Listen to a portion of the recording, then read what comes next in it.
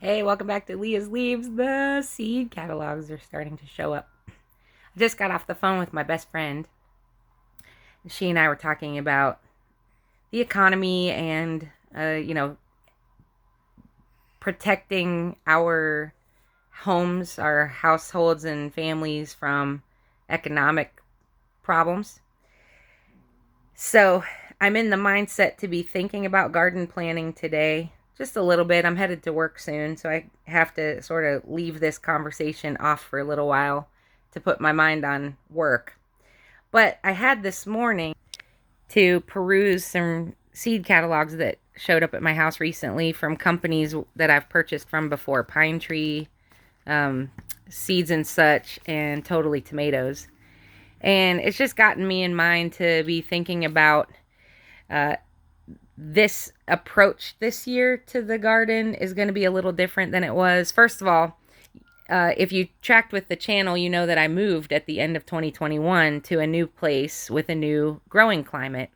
So I learned a lot this season about what does and doesn't work in different areas of the property, which means that coming into 2023, I have a much better idea of the placement of plants and where the sun is going to shine and which ones are going to thrive in different microclimates around my property. I'm also thinking that for as much as I love variety, and I do love variety, I like to try different varieties and I like different flavor profiles, and I love the color that's added to the garden when I grow different types of fruits and vegetables here. Tomatoes, different colored tomatoes, different colored and sizes of cucumbers, different types of hot peppers. I'll still have some variety because that's part of the joy that I receive from gardening. And so, just for the pleasure of it, which is part of why I grow food, I want to keep that up. But the fact is, right now, I'm thinking about bulk. I'm thinking about storing up more than I have before. So, I will be defaulting to some really reliable varieties. Things that I've tried and I know work. Things that I know I already have seeds for.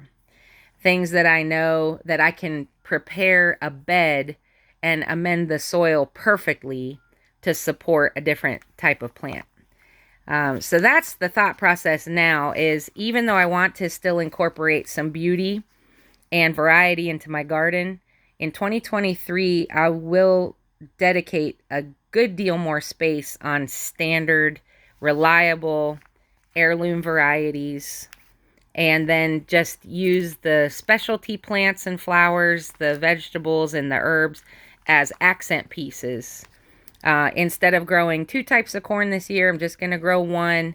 I grow the bodacious hybrid sweet corn. I love it. I love the flavor of it. It grows well for me. I'm going to do that again.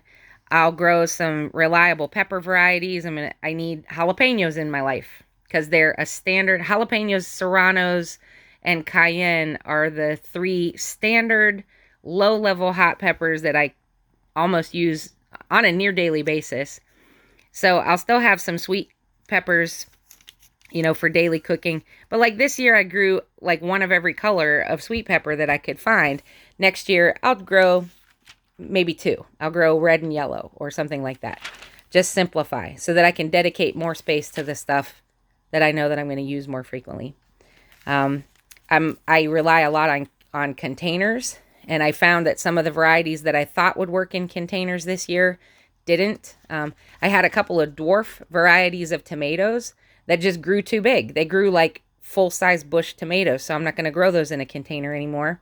In fact, I'll probably leave those out. One of them was Mandarang Moon, dwarf variety. It grew these beautiful little white saladette variety tomatoes, but the plant was enormous, and it was hard to maintain. It was hard to stake in a 5-gallon bucket. So, well, it was good to say that I did it and that I had the variety, but this year I'm going to give it a miss and focus on plants that I know will grow in those growing conditions.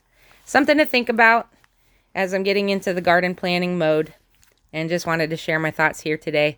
I'll follow up with more information and also seed selection process and the seed inventory process in the days ahead. Hope you're all having a great holiday season, that you had a wonderful Thanksgiving and a blessed Christmas.